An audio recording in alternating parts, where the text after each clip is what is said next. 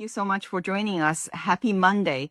Microplastics have become a significant concern as they have been detected in the majority of samples in recent human blood studies and many other tissue studies.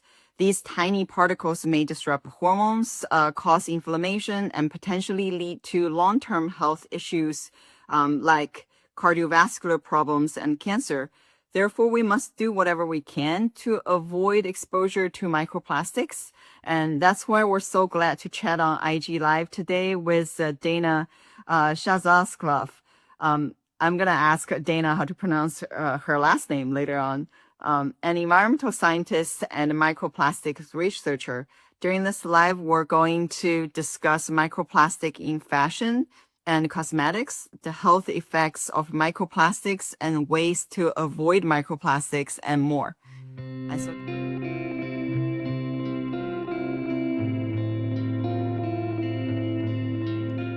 hello, hi Dana. Hi, How are you? I'm great. Uh, How are you? good. Okay, first teach me how to pronounce your last name. I'm not sure if I did it right. I was trying to search online how to pronounce it, but I'm not 100% sure. So I almost want to call Dana Z, but I want okay, Dana, teach me. It's Zhaxylykova. Zhaxylykova. Zhaxylykova. Okay, Yep. okay, just say it again. Okay, Zhaxylykova. Zhaxylykova. Zhaxylykova. Okay. Okay. Moving on to Yeah. to the main. Tell us a bit about yourself and then how you became an environmental scientist. Uh, yeah. So first of all, thank you for inviting me. As you said, my name is Dana Zhaxylykova. I'm from Kazakhstan. Both of my parents are from the Aral Sea. I don't know if you know it. It's the region of like one of the huge environmental disasters of our world.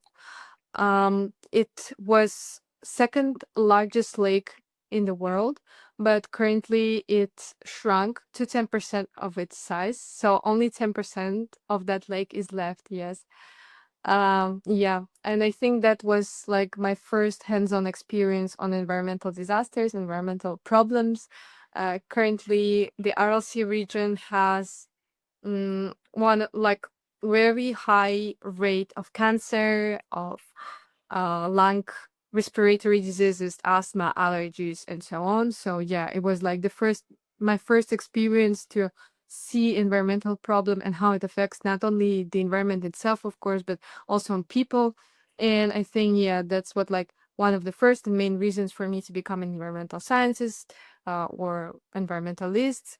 And I did my bachelor's back in Kazakhstan.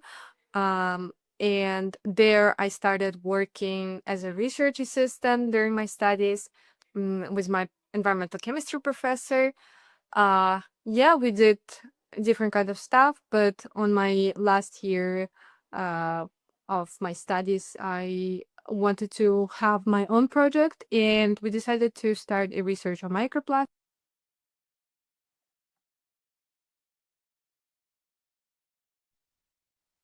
Oh, lost you in sound. We don't hear you in. I can still see you. You're moving, but no sound. You hear me now? Oh, now you're good. Um, You're so, good. You're good. I'm so sorry. Okay. Yeah, as I said, I had my own research on microplastics in Kazakhstan. It was the first research to be done on microplastic in Kazakhstan and on whole Central Asia. And after that research, I realized I want to have more expertise. So currently, I'm doing my master's degree on Erasmus scholarship here in Spain in environmental contamination and toxicology. Yeah, that's Oh like wow, so brief cool. story. Yeah. What drew you to focus your research on microplastic? Why microplastic? Uh, At first, I'll be honest, I think it's like the popularity of the topic. For me, as a young researcher, it was really cool to help on this opportunity of this very understudied topic, but a very popular topic. But as I like dived in the topic of microplastics and how it's understudied and like poorly regulated, not only in Kazakhstan but like in the whole world. Yeah. But at the same time, the extent of the problem, like we are exposed to plastics and microplastic like basically every day. And even if we avoid all plastic, it's still like it's impossible. Like it's impossible just to avoid all microplastics and plastics. And as I started to realize more and more about the extent of the problem and how widely it's used, and at the same time, there are no like proper research and papers on human health impacts. I think that's what, I don't know, resonated with me, and I really wanted to do some impact in this topic, in this area of microplastic. And yeah, I think it's really interesting like to study this problem, as it's really linked to everything, to people, to fish, to just different environmental compartments, if I could say, everywhere. Absolutely. That's awesome. So, okay, let's dive into like about microplastic. So what exactly is a microplastic for people who don't know, where do they come from, and then like how are they like used, and then how do they become like microplastics? Yeah, so microplastic is basically just plastics. The name itself refers just to the size of plastics. It means any plastic that is less than 5 millimeters in size. So we usually divide microplastic into two types. There are primary microplastics and secondary microplastics. Primary microplastics are the ones that were manufactured to be microplastics, meaning that they were manufacturing to be very, very small. Those usually can be found like in shampoo or like skincare products or something like that have texture. And for the secondary microplastics are the ones that were just broken down from larger plastic things like bottles or bags. Whenever it breaks down, it generates microplastics. And the last question, where do they come from, right?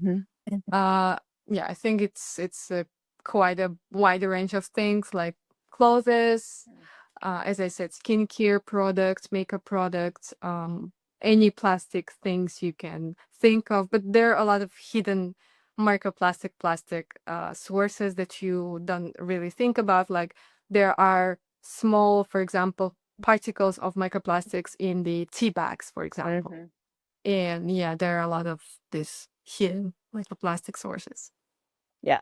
We don't want to get too doom and gloom, because later on I know I have questions for you. You're gonna tell us how to avoid that. Okay. But let's get deeper into the problem a little bit more. Like, so how many people do you suspect to have microplastic in their blood? Honestly, I would say everyone. Um, we are exposed to plastic every day, and uh, clothes shed microplastic. Our bed sheets, if they're made from like polyester or acrylics, they will shed microplastic. And we find a lot of microplastics in wastewater, like a lot of it, discharging every day, like billions of microplastic particles every day. And we still think it's a big underestimation. We still think like there are even more than we can like practically count. And I would say that even those like indigenous groups that are in on very remote islands, they are still gonna be exposed to plastics and microplastics. Not like they use microplastics, but with water and stuff. Water. Because yeah, we already found like in the deepest oceans, we already found microplastic there. And even like on highest mountain peaks like Everest, we found microplastic there. We found it in Arctic ice, like everywhere that is very far from like people and industries, we still find microplastic there. And yeah, there are so many recent research that stated that yeah, microplastic were found in blood, in different organs of people, even in placenta. So babies are exposed to microplastic even before they were born. So yeah, so I It's think crazy. it's crazy. Yeah, I agree. So what are some like potential health concerns associated with the microplastic exposure?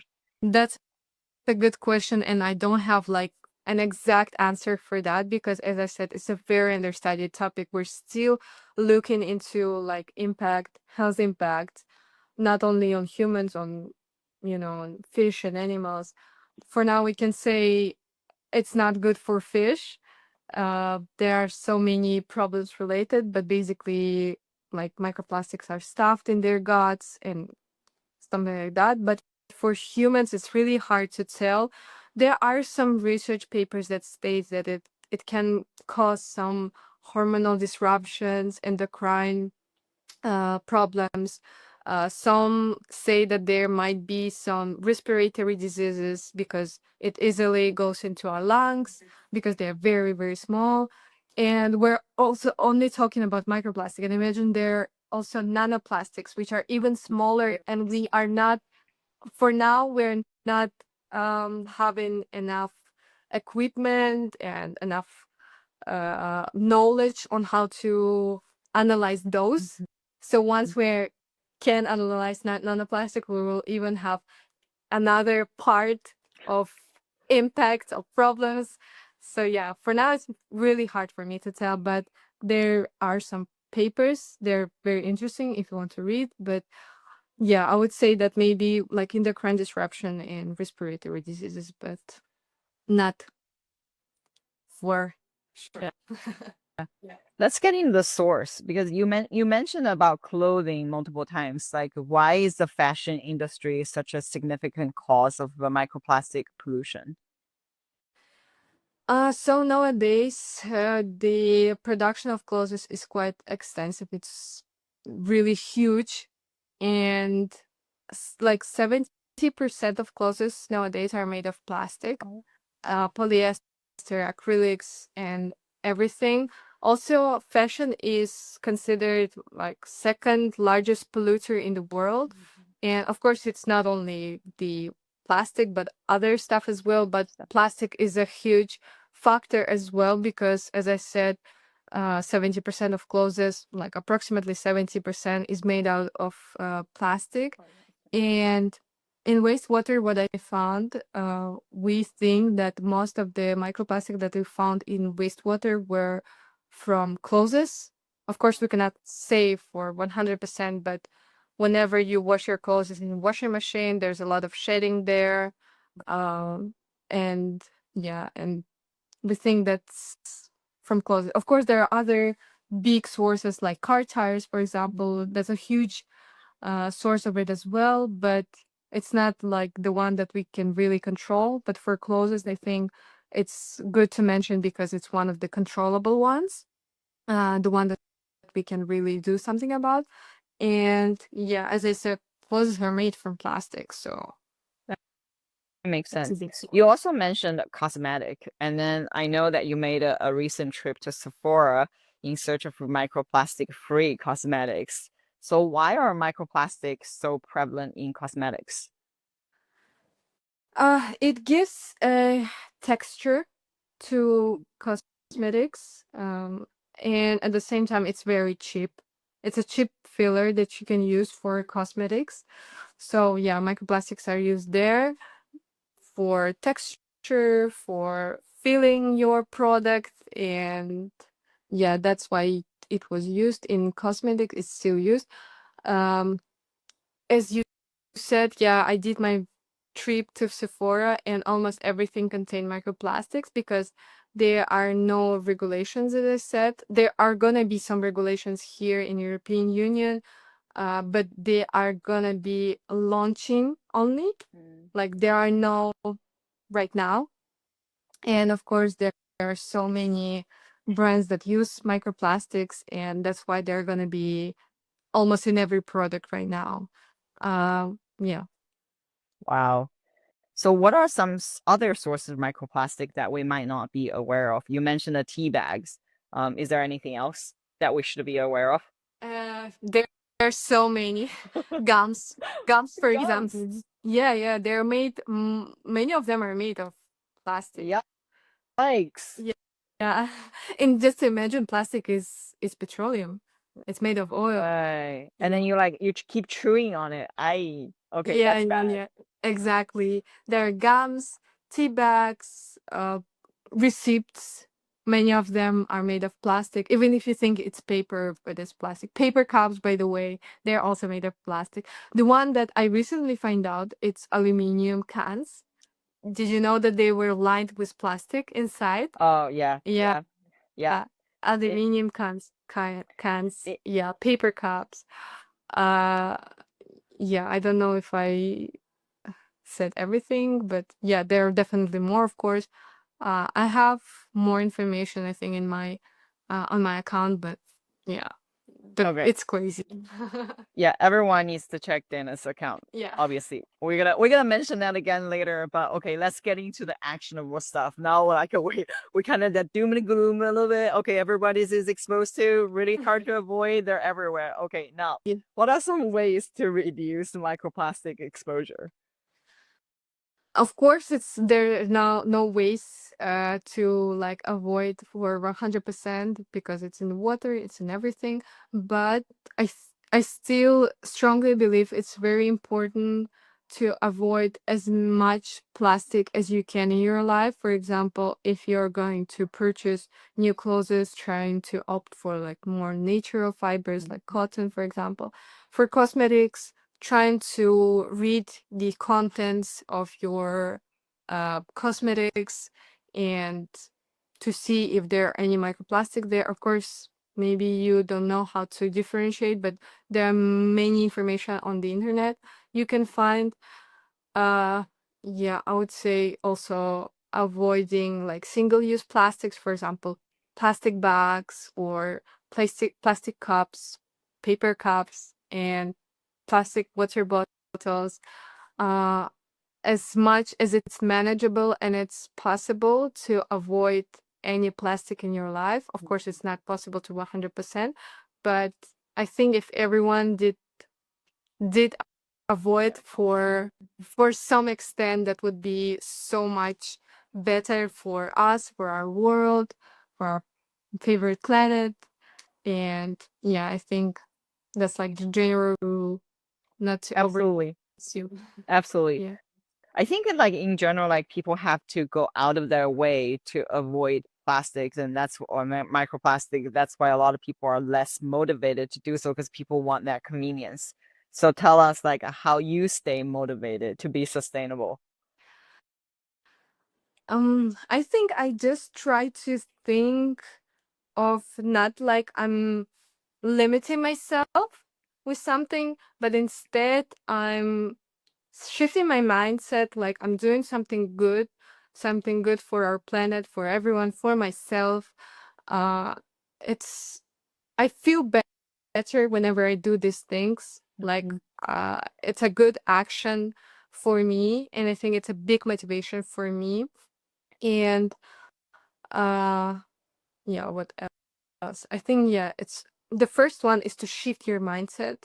Like you're not limiting yourself. It's not like you're making sacrifices and stuff, but instead you just think like I'm doing this because I want to do something good, Mhm. something to yeah, to make this planet better, to make my life better.